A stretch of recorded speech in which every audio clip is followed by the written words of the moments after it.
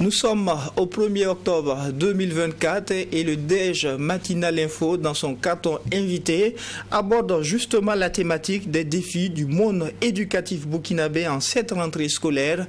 Et pour ce faire, je suis accompagné de deux invités.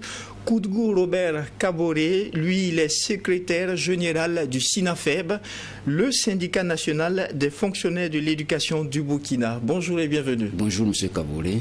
Et nous avons également Pascal Pafadnom, lui est secrétaire chargé des projets à l'UNAPESB, l'Union nationale des associations des parents d'élèves du post-primaire, du secondaire et du supérieur du Burkina. Bonjour et bienvenue à vous. Bonjour. Et pour débuter, la préparation de cette rentrée scolaire, on le sait, n'a pas été de tout repos pour les différents acteurs de l'éducation. Et on se souvient déjà aussi de cette sortie de l'ASELC qui a un peu appelé à la dénonciation de ce qu'on appelle les ventes de places. Au niveau du SINAFEB, qu'est-ce qu'on a pensé d'un tel communiqué, d'une telle sortie de l'ASELC? Alors, avant de piper mot, permettez-moi d'abord de rendre hommage à nos FDS et VDP, et aussi aux autorités qui se battent pour que la question du système éducatif puisse être effective. Parce que sans sécurité, il nous sera difficile de parler d'éducation. Et je crois qu'aucun personnel de l'éducation aujourd'hui ne pourrait, en tout cas, se mettre en marche de la marche enclenchée par les autorités actuelles. Et de ce fait, eh bien, chacun aujourd'hui doit choisir son camp. Soit tu es avec la marche, mais la neutralité ne doit pas avoir raison de citer à l'étape actuelle de la lutte. Ok. Au niveau, pour revenir à votre question, les interpellations, le communiqué même de l'ASELC, bon, nous pensons que l'ASELC a fait son travail. Voilà, il est dans son bon rôle. Maintenant, la question des ventes de places, effectivement, nous en avons par moment eu vent de ça, mais il faut savoir que c'est souvent certaines personnes qui viennent vers les enseignants, voilà, pour solliciter en tout cas de prendre leurs enfants dans les établissements. Mais au-delà de ça, il y a des intermédiaires par moment. Ils vont venir négocier et l'enseignant, en étant humain, va accepter. Et par moment, ces mêmes gens-là vont contourner, une fois qu'ils arrivent à acquérir la place, aller soudoyer ou encore racketter certains parents sur la question de ces places-là.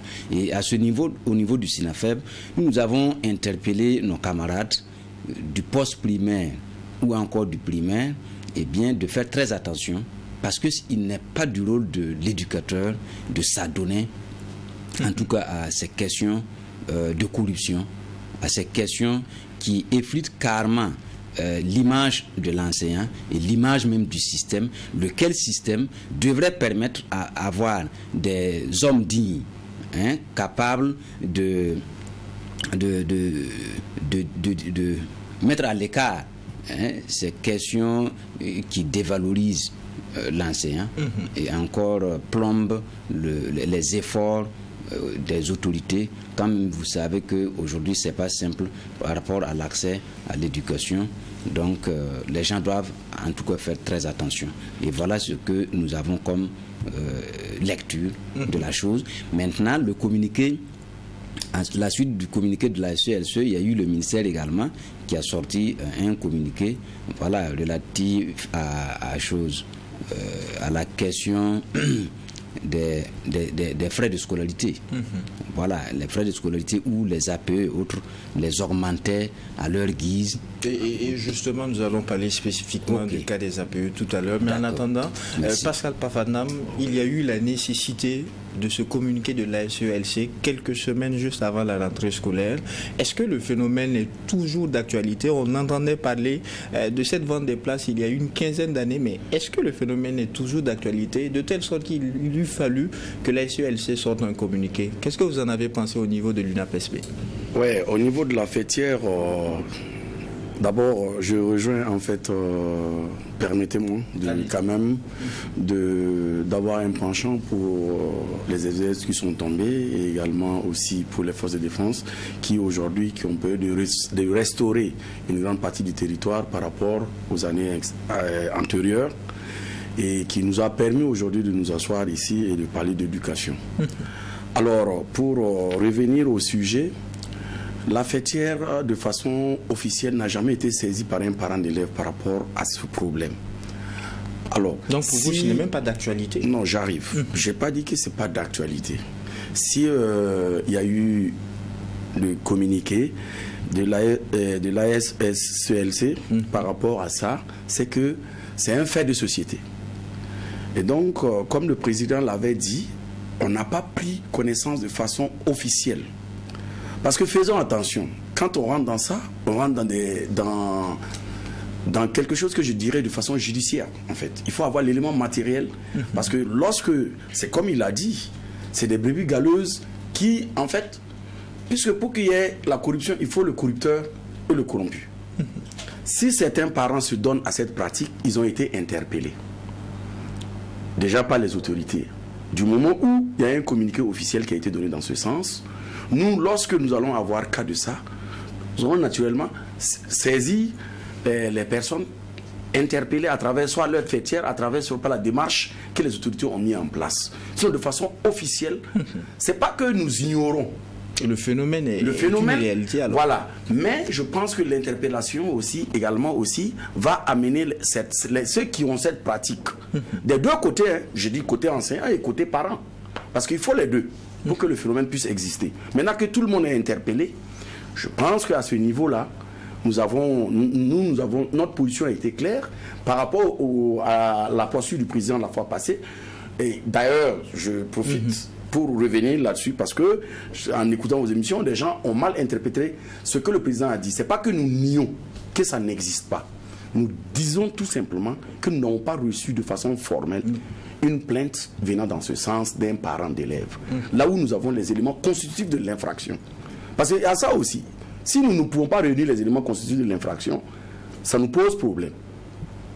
Sinon, il faut relativiser et nuancer. Mais vous reconnaissez tantôt que le phénomène est bien une réalité en tant qu'acteur de l'éducation. Est-ce qu'il y a ce besoin d'attendre qu'il y ait ce parent d'élèves qui viennent se plaindre par rapport à cette réalité pour procéder à la sensibilisation des deux acteurs? Pour qu'il y ait corruption, vous avez dit il faut qu'il y ait un corrupteur et un corrompu. Oui. Est-ce qu'il fallait attendre que vous soyez directement saisi avant de procéder déjà à la sensibilisation des acteurs, parents d'élèves, tout comme ceux du corps enseignant et tout? Je nuance et je relativise. Allez-y donc. Donc, dans la nuance, en fait, c'est quoi? Je ne vais pas rentrer dans les détails dont les gens sont revenus ici par rapport à ça. Je ne vais pas rentrer également dans le monde éducatif, là où, j'ai vu des débats qui ont dit on donne une place à un enseignant, on fait quoi? C'est des cuisines internes. Mais c'est des réalités. C'est des cuisines internes. Je pense que lui, l'autre invité est mieux placé pour savoir ce qui se passe dans sa cuisine. Au niveau des parents, en fait, quand tu as un parent d'élève, la rentrée scolaire, quel est ton objectif? C'est avoir une place pour ton enfant. Soit dans le public ou soit dans le privé. Maintenant, si il y a une démarche qui d'abord élimine un certain nombre de places, puisque l'État même affecte d'abord, je loue ça, l'État affecte ceux qui ont l'entrée en sixième, ceux qui ont l'entrée en seconde. Maintenant, c'est pour... En fait, nous parlons du complément d'effectifs dans le public, si je ne me trompe pas. Sinon, dans le privé, ça, tu vas, que tu achètes ou tu n'achètes pas, ça s'achète. La place, ça se vend. Dans le privé. C'est sûr. Après, maintenant, interpelle la SE, elle sait. Oui, non, que ça s'arrête.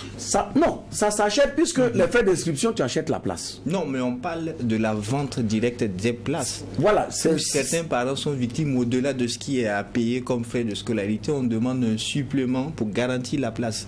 C'est ce qui est dénoncé par les autorités et qui disent aux gens ne faites pas. Voilà, il y a une voix qui est là aujourd'hui pour que les gens se plaignent.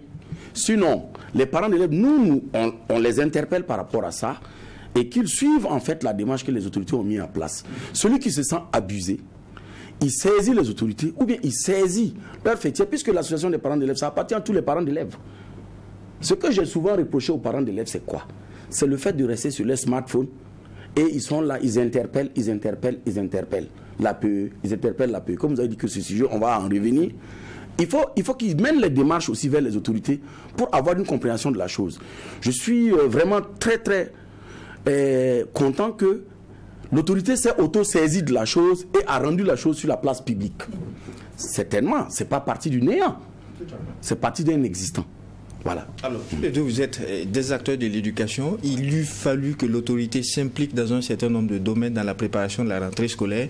Il n'y a pas que le cas de la vente des places. On a assisté également à cette sortie du gouvernement pour appeler au respect des dates officielles qui avaient été choisies par rapport à la rentrée à la date d'aujourd'hui. Il y a ces établissements privés qui avaient commencé. C'est un phénomène aussi qui ne datait pas d'aujourd'hui. C'est un phénomène qui date de plusieurs années. Au niveau du SINAFEB, comment est-ce que vous percevez cela? Pourquoi on a cette permettez-moi le terme, cette cacophonie, pourquoi on a ce désordre en termes de rentrée scolaire? Alors, et à ce niveau, je dois être très clair, au niveau du SINAFEB, nous avons toujours interpellé le ministère de l'Éducation depuis des années par rapport au respect des cahiers de charges. Quand les gens ouvrent les établissements, ils ont un cahier de charges qui constitue des textes, c'est un ensemble de normes qui leur permet d'ouvrir et de fonctionner.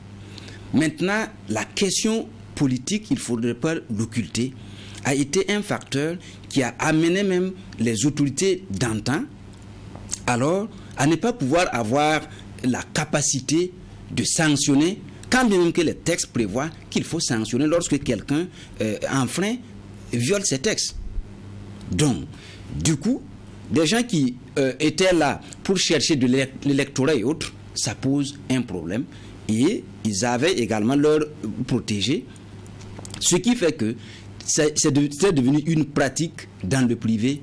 Et le programme officiel est connu. La rentrée officielle est connue. La rentrée pédagogique, tout est bien clairement défini par les textes. Mais les gens trouvent moyen de s'en dérober. Et c'est ce qui a amené aujourd'hui les autorités.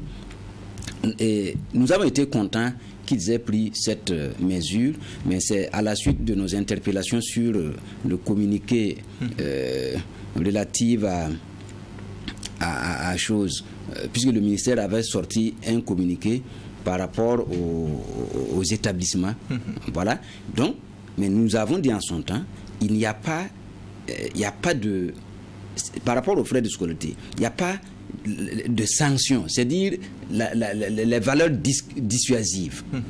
Or, les textes permettent de sanctionner. Il faut sanctionner. Donc, le nouveau communiqué vient vraiment nous satisfaire que l'autorité qui est chargée de réguler, puisque le privé, toi tu es là pour fonctionner, mais il y a quelqu'un qui est l'État, qui est le représentant de l'État, qui est le ministère de l'Éducation, qui doit faire respecter les textes pour lesquels vous avez, en tout cas, vous êtes engagé.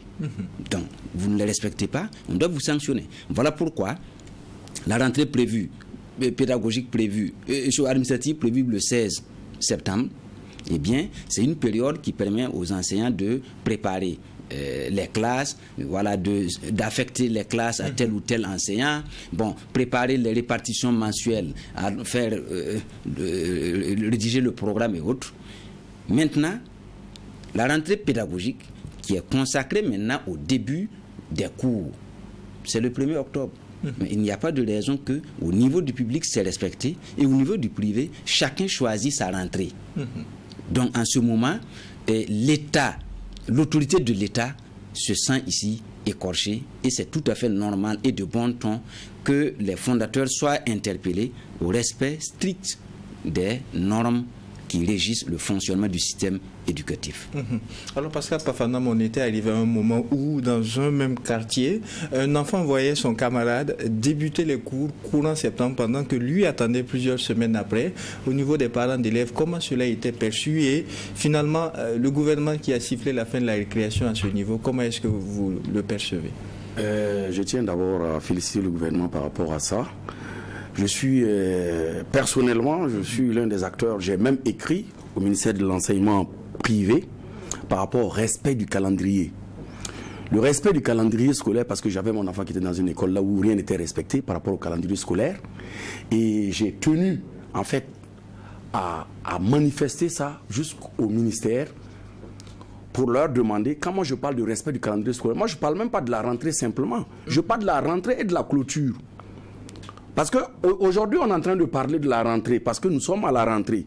Mais la clôture, quand l'État, l'autorité demande de fermer les écoles à partir du 30 mai, et une école se permet, ou un fondateur du privé se permet d'aller jusqu'en début juillet, et quelle est la malice en fait qu'ils utilisent? Là, quelque chose avait été dit par Koudgou Robert Kaboré, il y a l'autorité qui n'a souvent pas la main assez lourde en termes de sanctions. Mais attention, mais l'autorité aussi a besoin d'être interpellée.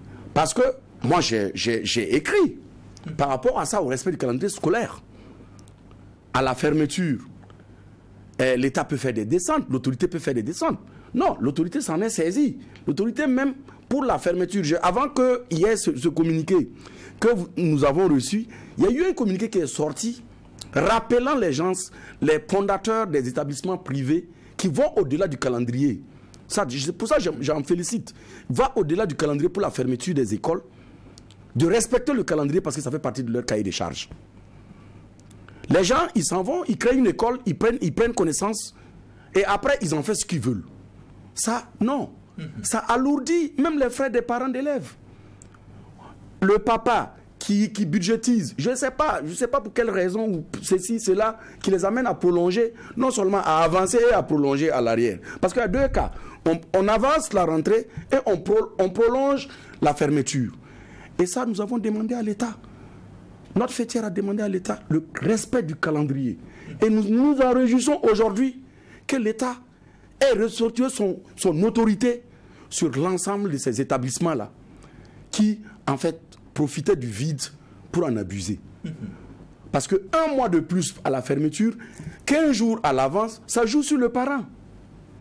Tout à fait. Ça joue sur le parent. Parce qu'aujourd'hui, quoi qu'on dise, nous passons tous le temps au service. Les enfants passent le temps à l'école. C'est des frais supplémentaires. Et ça pèse. Quand vous demandez à quelqu'un de faire entrer un enfant le 15, c'est pas évident. Le 15, si c'est quelqu'un qui, je dirais, un salarié, le 15, ça cause déjà un problème. C'est bien vrai qu'il faudra qu'il utilise son salaire d'août pour faire entrer l'enfant en septembre. Or, pourtant, il faut aussi permettre aux parents de construire des cash flows pour pouvoir en fait inscrire les enfants au même titre. Alors, vraiment, je suis très content de la décision de l'État. Et nous parents d'élèves, nous observons, nous allons demander aussi au syndicat des enseignants aussi d'accompagner l'État dans ça. Parce que l'État seul, il ne peut pas. Ce qui se passe dans un quartier Vous trouvez que les syndicats ne font pas leur rôle? Non, je n'ai pas dit que le syndicat ne fait pas leur rôle. Non. En face. Non, je ne l'ai pas dit. J'ai dit nous allons accompagner l'État dans la dynamique du respect du calendrier scolaire. Dans l'argumentaire, est-ce que vous trouvez que les choses ne sont pas assez faites par les syndicats et qu'il y a encore des choses à approfondir, à améliorer? Non, en toute chose, je suis perfectionniste. Donc je vais demander toujours que ça se fasse. Aujourd'hui, on est en train de parler de la rentrée. Je suis en train de parler de la clôture. Ça veut dire que j'ai une autre vision. Ça dit le 30 mai, je ne sais pas le calendrier qui va sortir. Mais si l'État sort un calendrier pour dire qu'on boucle les cours, on ne doit pas être à ce stade-là encore. On ne doit plus revenir sur ça. Toutes les écoles qui ne vont pas respecter ça doivent faire l'objet d'une sanction. Et l'exemplarité de la sanction, elle doit exister. Et puisque justement on parle qu'il faut nécessairement des sanctions, il y a ces aspects qu'on vient de saluer, des décisions, des mesures salutaires qui ont été prises par les autorités, mais il y a aussi ce autre penchant des réalités de notre monde éducatif que l'on connaît. Malgré tout, il y a toujours des établissements qui sont situés à proximité de débits de boissons. Il y a toujours des établissements qui s'ouvrent à Ouagadougou, à Bobo, dans d'autres villes du Burkina, sans autorisation. Qu'est-ce qu'on fait également de ces aspects? Il y a le cas des APE, où vous avez des responsables d'APE jusqu'à présent dont les enfants ne sont pas dans les mêmes établissements, des responsables d'APE également dont le mandat est dépassé mais qui continuent. Il y a aussi cela. Je commence par vous, Koudgou Robert. Bon, oui, effectivement, pour les questions des établissements, vous parlez des établissements hors normes, parce que tant que vous ne bénéficiez pas de l'autorisation d'ouvrir, vous ne pouvez pas ouvrir. La première procédure, c'est quoi? C'est quand il gagne l'agrément. Donc, d'autres pensent que l'agrément permet d'agir, alors que non, il faut, au-delà de l'agrément, avoir l'autorisation de construire, et après l'autorisation de construire, une autorisation d'ouvrir. Or, ces gens-là échappent par moment au contrôle de l'État. Et quand l'État va commencer à vouloir sévir, qu'est-ce qui se passe? Ce sont les parents et la communauté éducative qu'on met dans le dos des autorités. Or, ça doit cesser. Il faudrait qu'il y ait une période moratoire pour, en tout cas, permettre à la population même de comprendre que si l'État dit de ne pas faire, c'est pas que l'État ne veut pas le bien de la population, mais il y a au moins une procédure, voilà, qu'on ne peut pas choisir. Maintenant, par rapport aux questions des APE, effectivement, eh bien, il y a les textes régissant le fonctionnement des APE qui doivent être régulièrement renouvelés, périodiquement, et aussi, tant que tu n'as pas ton enfant dans une école, eh bien, tu ne peux pas être de l'APE. Par contre, il y a les COGES aussi qui sont là, même si tu n'as pas ton enfant, puisque le COGES est considéré comme la communauté d'une localité qui vient en appui à l'école. Donc, en ce moment-là, l'école appartient à tout le monde. Ça, c'est le COGES. Maintenant, dans le fonctionnement direct de l'école, c'est l'APE qui vient comme interface directe pour pouvoir accompagner l'équipe pédagogique à pouvoir réaliser ces choses. Maintenant, il revient aux fêtières des APE et d'aussi prendre votre autorité, faire agir votre autorité en interpellant jusqu'au niveau déconcentré pour que ceux-là qui ne sont plus qui n'ont plus d'enfants dans un établissement donné puissent rendre le tablier et permettre aussi un renouvellement afin que les choses puissent se passer comme il se doit. On va permettre à Pascal Pafanam de pour réagir. ajouter, bon, terminer, allez-y. pour terminer par rapport aux choses, au calendrier là, il y a des fondateurs même qui organisent des journées culturelles à des semaines, voilà, rien que pour ne même pas payer les enseignants. Donc ça également, il faut que ça finisse. Voilà, on ne peut pas prendre toute une journée, toute une semaine pour faire journée culturelle. Les enfants défilent. Bon, à la limite, vous demandez qu'est-ce qu'ils apprennent là-bas. Si ce n'est que de mauvais comportements qu'ils sont en train de véhiculer dans les écoles, parce que les enfants des alentours là aussi vont venir participer. Quand on dit culturel et des activités sont menées, c'est des kermesses et autres, mais qui ne participent pas. Donc, il faut que tout ça là, ça change parce que ça joue sur le volume horaire.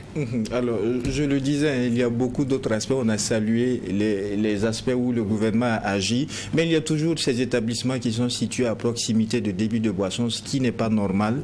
Et également, il y a cette question des APE. Vous voulez réagir là-dessus très rapidement, très rapidement. Le décret est clair. C'est à 500 mètres que les débits de boissons. Ce n'est pourtant pas respecté. C'est pas respecté. Maintenant, nous demandons à l'autorité de faire des sorties contrôle et avec l'accompagnement de la municipalité, parce que l'autorité du ministère seul ne suffira pas. Il y a le ministère de l'administration avec les collectivités pour pouvoir faire respecter ces règles-là. Merci Robert. Allez-y. Voilà, je tiens à souligner que effectivement, au niveau des APE, nous sommes actuellement même sur la relecture des textes afin de pouvoir solutionner un certain nombre de problèmes. Parce que le problème des APE, quand les gens parlent, c'est pas souvent l'APE qui est le problème. Le fondateur même était un problème. C'est-à-dire, expliquez-vous clairement. Je vais m'expliquer clairement. Le fondateur même fait une opacité sur souvent, surtout dans, je parle du privé, des fonds. Nous venons en fait, nous venons de loin. Dans notre APE, là où j'ai présidé, où j'ai d'abord été secrétaire, ça fait près de 30 ans. C'est la fondatrice qui garde l'argent. L'argent de l'APE. L'APE. Et vous faites un programme, vous votez, vous partez et barre. Et au jour d'aujourd'hui, nous avons près de 30 à 40 millions avec elle depuis la création de son école. On a écrit tout ça, on a dit au ministère. Le problème, ce n'est pas les parents d'élèves. C'est bien vrai que l'APE, il y a quand même des choses qui ne vont. qui sont pas bien dans l'APE. Mais c'est celui-même qui est chargé. Nous, on veut accompagner. Dans le public, ça se passe bien. Si mais le fondateur choisit son cousin ou quelqu'un pour qu'il soit président. Il y a quand même une assemblée élective mais, où il y a des parents d'élèves qui sont présents et tout. Justement, c'est là la question. Pourquoi nous sommes revenus, on dit on toilette les textes aujourd'hui pour permettre aux APE d'être viables. Et je vais reprocher les parents d'élèves.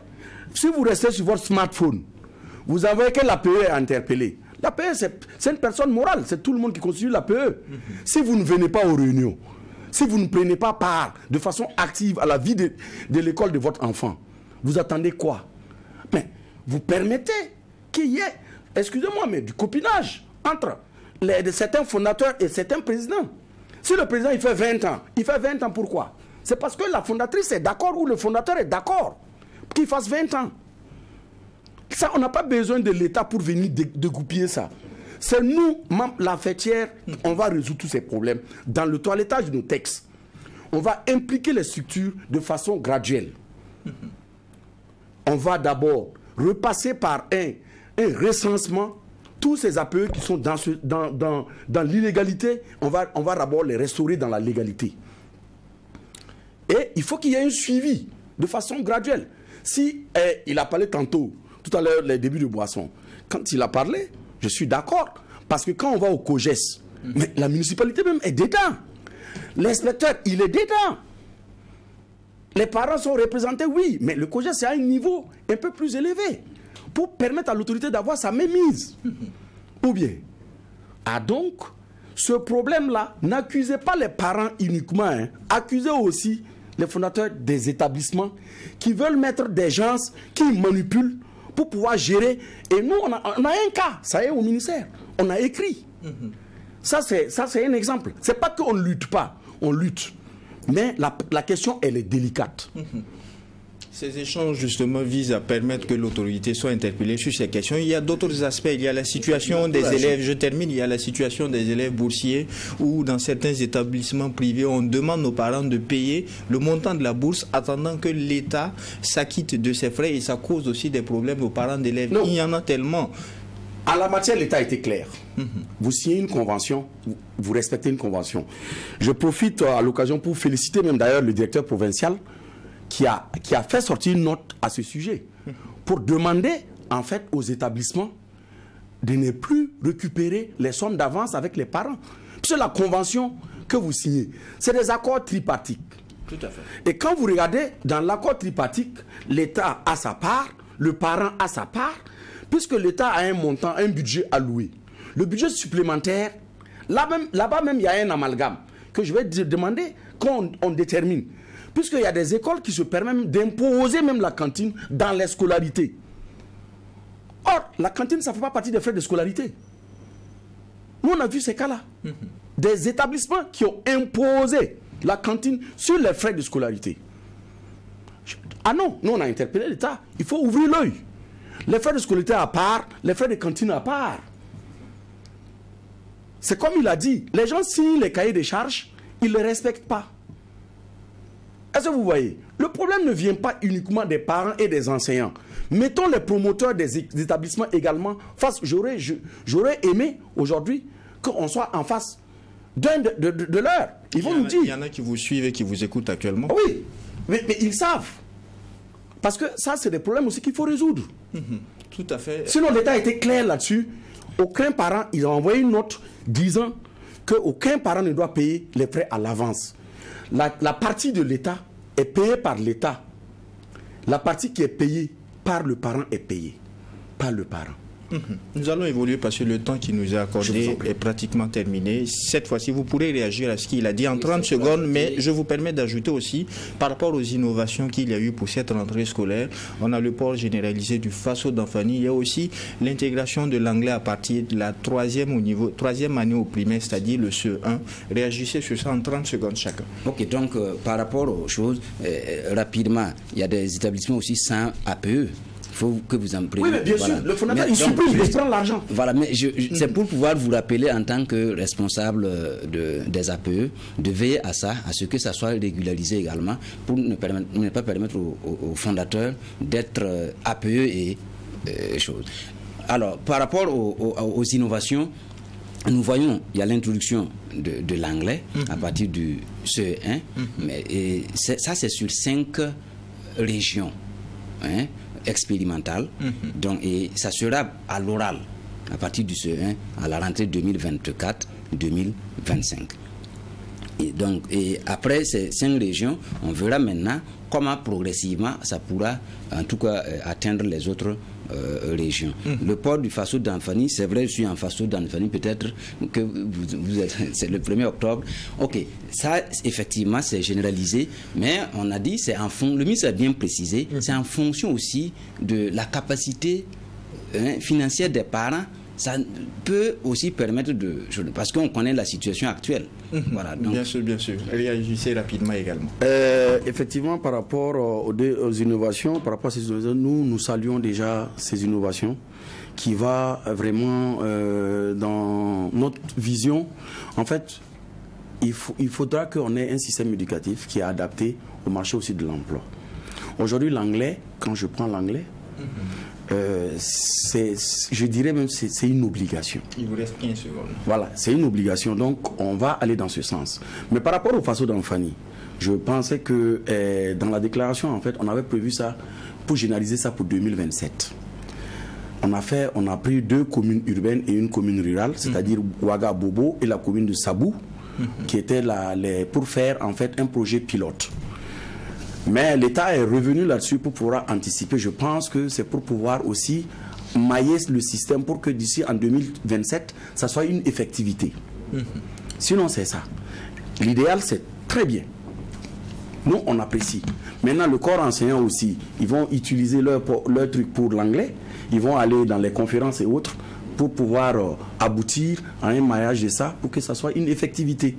Franchement, nous saluons ces innovations. Merci à vous. C'est tout pour ce numéro du DEJ Matinal Info. Je rappelle aux auditeurs et téléspectateurs que je recevais Koudgou Robert Kaboré, il est secrétaire général du SINAFEB, le syndicat national des fonctionnaires de l'éducation du Burkina. Et à ses côtés, nous avions Pascal Pafadnam, secrétaire chargé des projets à l'UNAPESB, l'Union nationale des associations des parents d'élèves du poste primaire, du secondaire et du supérieur du Burkina. Merci à vous d'avoir répondu à l'invitation du DEJ Matinal Info.